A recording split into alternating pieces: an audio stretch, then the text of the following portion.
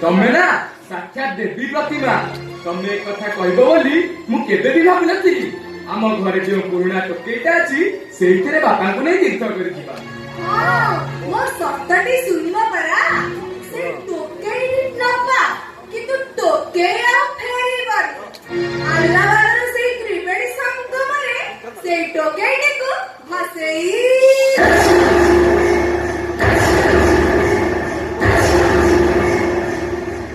तमे कोन कहू पार्वती तमे कोन कहू पार्वती तमे बहु ना राक्षसी मु काय भूल कहली लोक तीर्थ करी जाबी स्वर्गवती पायाबे तम बापा स्वर्गवती पायाबे तीर्थ करिया को जिते मोर भी नख यंत्रणार मुक्ति तमे एते बड़ पाप चिंता केमिति करि पारिलो सासु ससुरଙ୍କ सेवा କରିବା कोन नरकर ଯନ୍ତ୍ରଣା ମୁଁ ସବୁ ଏସବୁ କିଛି ଜାଣିନି ତମେ ଯଦି ମୋ କଥା ରାଜି ତାହେଲେ କୁହ ନହେଲେ ମୁଁ ଘର ଛାଡି ଚାଲିଯିବି ଆମେ ମତେ ଯୌତୁକ ଯନ୍ତ୍ରଣାରେ ହଇରାଣ କରୁଛ ବୋଲି ତମକୁ ନେଇ କାଠ ଗଣରେ ଛିଡା କରିବି ନାଇଁ ପାର୍ବତୀ ତମେ ସେମିତି କିଛି କରନି ମୋ ବଂଶ ପରମ୍ପରାର ମାନ ସମ୍ମାନ ସବୁ ମାଟିରେ ମିଶିଯିବ ମୁଁ ତମ ପ୍ରସ୍ତାବରେ ରାଜି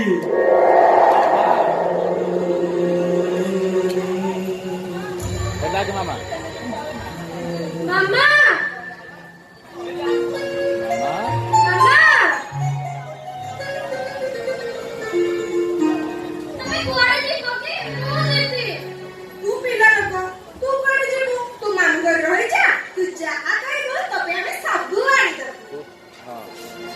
पिला लोक तू कौन एते बाटे बुली पारिबु भाईर तोर मामू घरे रहि जिवो आमे 5 दिन भीतर फेरी आसीबु तुम माटा पर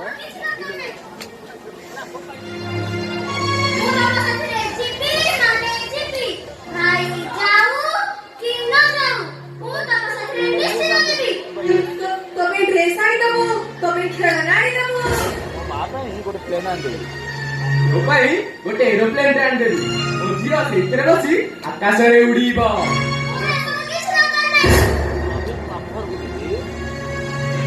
जदि मु मामू घर जिबी ताहे मु जहा कहबी मो पे आनी बता जहा कहबू मु निश्चय आनी देबी और मामू मो सुने लगा तो कह तो पे आनी कोन आनी तू कह तमे दुई जण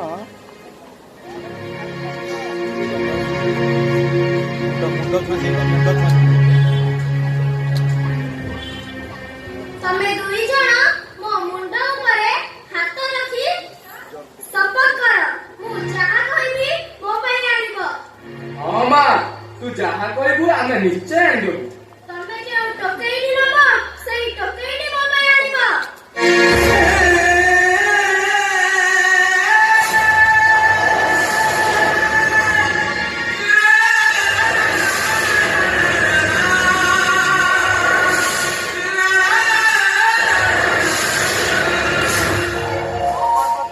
पार्वती एबे उत्तर दियो तुम झियो जहा मागुची तमे ताहा आनी पारिबो तो बाबा तमे परा मते सिखाउथिला पिता धर्म पिता स्वर्ग पिता ही परम तत्व पिता माता हेउछथि परा चलन्ते देवता जदि ए दुनिया रे कई ठाकुर थाए तो गुरु थाए सेमाने परा हेउछथि पिता माता सेथि पई कहउथिला प्रीत ही प्रीति नापने प्रियंते सर्वदेवता अरे मां पिताजी आम पाई मिठा नुह से हेउची पिता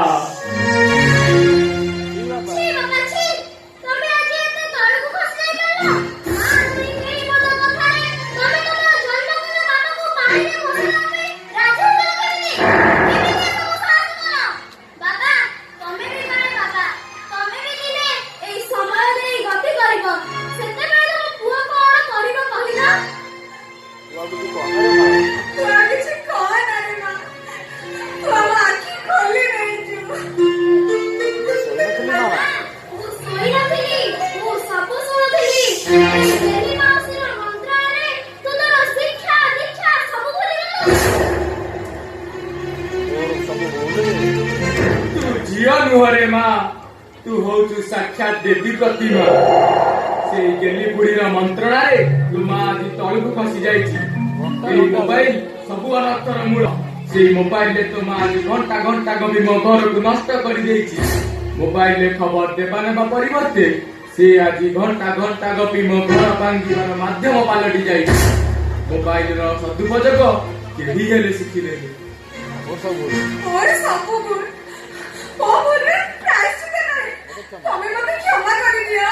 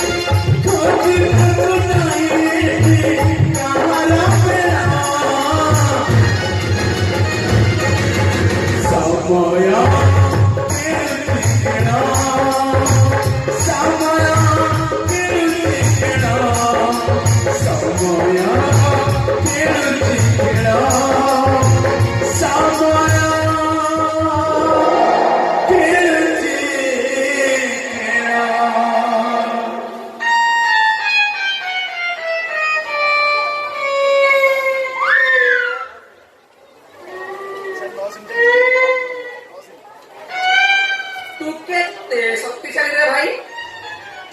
मु खाइबाकु पिइबाकु देई मो स्त्रीर सामने पाइलिनी। तू सलाटा की किंगा कलु जे मो स्त्री तोर अति निजर। मो स्त्री तोर गोटा लाक आजि तते भांगी के गुंड कर देबी। मो हाबुडू तते आजि के रक्षा करू देखिबा। सला खाइला बेले तते धरि की खाइला। ଶୋଇଲା ବେଳେ ତତେ ଧରିକି ଶୋଇଲା। ଶୋଇଲା କାମ କଲା ବେଳେ ତତେ ଧରିକି କାମ କଲା। ତାରେ ମୁଁ ଶୋଇଲା ତାକୁ ଶିଶୁ ବାଳ ଆଜି ତତେ ଶେଷ କରିଦେବି। ମୁଳୁରୁ ମାଇଲେ ଯିବ ସରି ଦେବଙ୍କ ସାଙ୍ଗେ କିମ୍ପା କରି ଭାଙ୍ଗି ଦେବି ତ।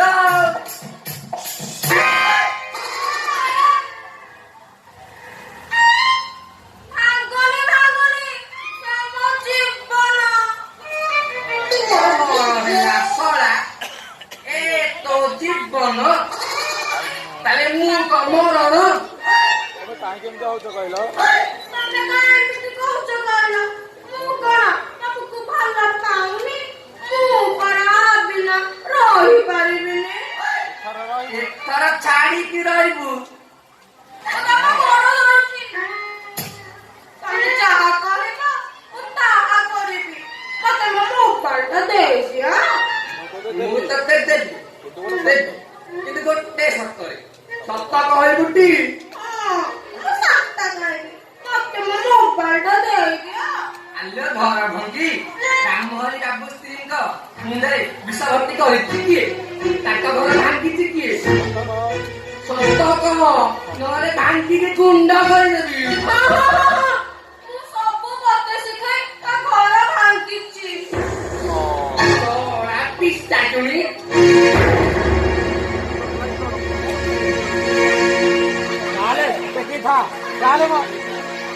মাটি মমতার নাই রে মটর কপত মরে অতি ঝুরি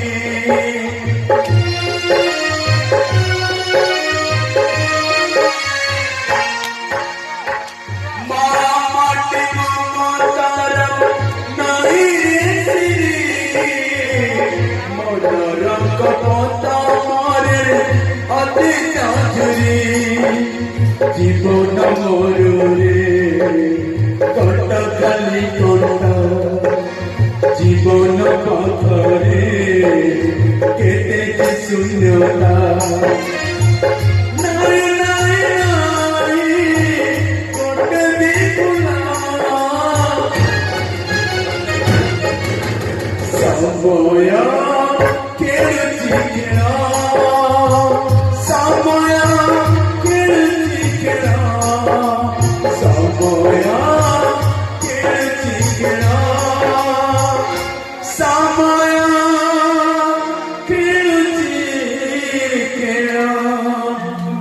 ଦେଖି ମନ ଦୁଃଖ କରି ବିଳାପ କଲେ କିଛି ନ ହୁଏ ବୋଲି ପାର୍ବତୀ। ଏବେ ନିଜର ପାପ କର୍ମର ପ୍ରାୟଶ୍ଚିତ ପାଇଁ ଚିନ୍ତା କର। ପୁଅଟାକୁ ଟଙ୍କା ପଇସା ଦେଇ ସାହସ ଦେଲ, ମୋବାଇଲ କିଣିଦେଲ, ଏବେ ସିଏ ଏଇ ସହରର ସବୁଠାରୁ ବଡ ଚୋର। ତମେ ଆଉ ସେମିତି କୁହ। ମୋ ପୁଅ କିପରି ଭଲ ବାଟକୁ ଆସିବ ତମେ ସେଇ ଉପାୟ ଖୋଜ। କଣ ଉପାୟ କରିବି ପାର୍ବତୀ? ତାକୁ ଏବେ ପୋଲିସ ଖୋଜୁଛି। କେତେବେଳେ କୋଉ ମୁହୂର୍ତ୍ତରେ ଯେ ସେ ପୋଲିସ ଗୁଳିରେ ପ୍ରାଣ ହରାଇବ ତାହା ଜଣା ନାହିଁ। ମୋ ପୁଅ ଏମିତି କଣ କରିଛି ଯେ? କଣ ନ କରିଛି ସେ? ତମେ ତା ପାଇଁ ହାଳ ବିକ୍ରି କରି ମୋବାଇଲ କିଣିଦେଲ, ହେଲେ ମୋବାଇଲର ବ୍ୟବହାର କଣ ତାକୁ ଜଣା? କାହାର ଅଶ୍ଳୀଳ ଫଟୋ ଉଠାଇବା, କାହାକୁ ଧମକ ଦବା, ଏସବୁ କାର୍ଯ୍ୟରେ ଲିପ୍ତ ରହି ସେ ଏଇ ଅଞ୍ଚଳର ବଡ ଅପରାଧୀ। ମୋର ସବୁ ଭୁଲ। ମୋ ଭୁଲରେ ମୋ ଭୁଲ ମୁଁ ଏବେ ବୁଝିପାରିଛି। ହେଲେ ମୋ ପୁଅ କେମିତି ଉଦ୍ଧାର ହବ ତମେ ସେଇ ଉପାୟ କର। ତମକୁ କି ଦଣ୍ଡ ମିଳିବ ପାର୍ବତୀ? ଦଣ୍ଡ ତ ମୁଁ ପାଉଛି। ଲୋକଙ୍କ ଆଗରେ ମୁଁ ମୁଣ୍ଡ ଟେକି ବାଟ ଚାଲି ପାରୁନି, କାରଣ ମୋ ପୁଅ ଗୋଟେ ଖୁନି ଅପରାଧୀ।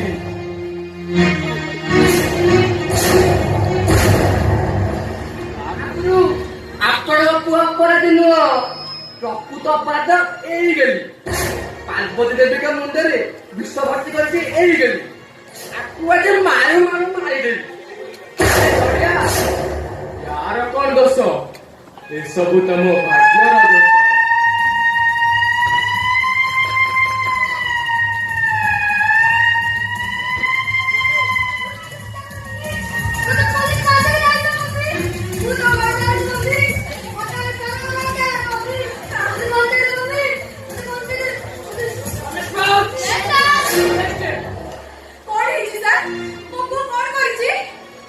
ତମ ପୁଅ କଣ କରେ? ସବୁଠାରୁ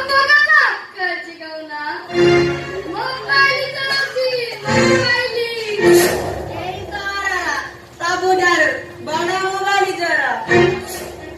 ଦେଖନ୍ତୁ ରାମରେ ବାବୁ, ଆପଣଙ୍କ ଫୋନରେ ପାଞ୍ଚ ଟିକେ କେତେବେଳେ କାହାର ମୋବାଇଲ ଚୋରି କରୁଛି ତ, ଆଉ କେତେବେଳେ କାହାର ବାଇକ୍ ଚୋରି କରୁଛି। ମୁଁ ଆପଣଙ୍କ ପୁଅକୁ ଜମାନି ଛାଡ଼ି ପାରିବି। ଥାନାକୁ ନେଇ ଚାଲନ୍ତୁ। ସାର୍ ଏଇ ଥରକ ଛାଡ଼ି ଦିଅନ୍ତୁ ତାକୁ। ପ୍ଲିଜ୍ ଏଇ ଥରକ ଛାଡ଼ି ଦିଅନ୍ତୁ ତାକୁ। ଆପଣ ଥାନାକୁ ଆସନ୍ତୁ। ସେଠି ଆମେ କରିଥିବେ।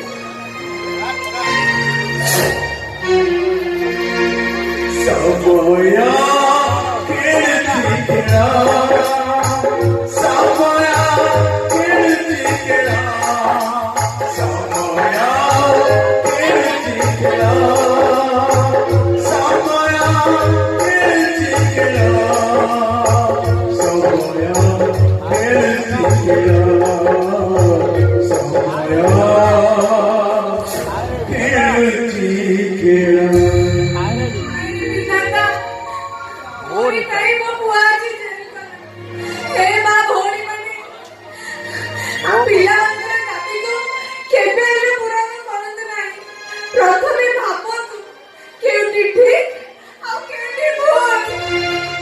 ହଁ ଭାଇ ମାନେ, ଆପଣ ମାନେ ମଧ୍ୟ କାର୍ଯ୍ୟ ବ୍ୟସ୍ତ ଓ ସମୟ ବା ବାହାନା କରି ପିଲାମାନଙ୍କ ଠାରୁ ଦୂରେଇ ଯାଆନ୍ତୁ ନାହିଁ। ପିଲାମାନଙ୍କୁ ସମୟ ନଦେଲେ ଆମ ଭବିଷ୍ୟତ ଅନ୍ଧକାର ହୋଇଯିବ। ହେ ମୋର ମାଉସୀ ପିଉସୀ ଭଉଣୀ ମାନେ, ମୋ ସ୍ତ୍ରୀ ଭଳିଆ ମୋବାଇଲ ପ୍ରେମରେ କେହି ଯେମିତି ନ ପଡନ୍ତୁ। ମୋବାଇଲ ସଦୁପଯୋଗ କରନ୍ତୁ। ଭାଇ ମାନଙ୍କୁ ମୋର ଗୋଟେ ଛୋଟିଆ ନିବେଦନ, ମୋ ସ୍ତ୍ରୀ ଭଳିଆ ସ୍ତ୍ରୀ ମାନଙ୍କୁ ଶାସନ କରନ୍ତୁ, ଶାସନ।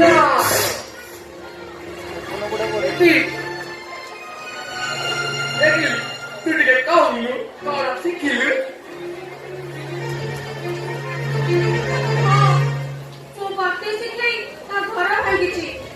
ପାର୍ବତୀ ମାଙ୍କୁ ଯେପରି ତାଙ୍କ ଶ୍ୱଶୁରଙ୍କୁ ପାଣିରେ ବସେଇଦେବା କଥା ଶିଖେଇଥିଲି, ଆପଣମାନେ ସେମିତି କେହି ବି କରନ୍ତୁ ନାହିଁ। ଶାଶୁ ଶ୍ୱଶୁରଙ୍କ ସେବା ହିଁ ବୋହୂର ପରମ ଧର୍ମ।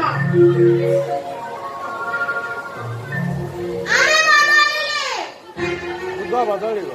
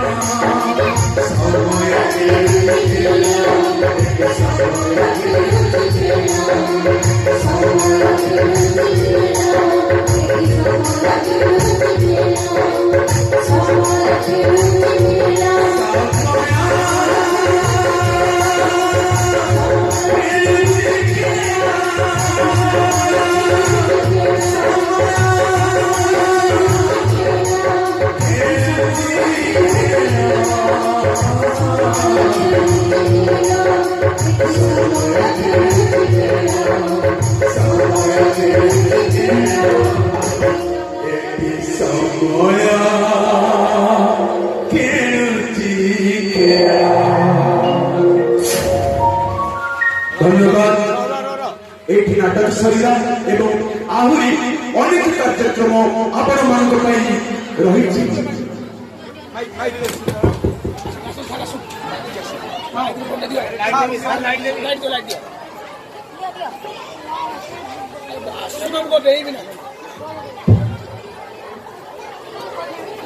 प्रिय अभिभावक बंधु ये नाटक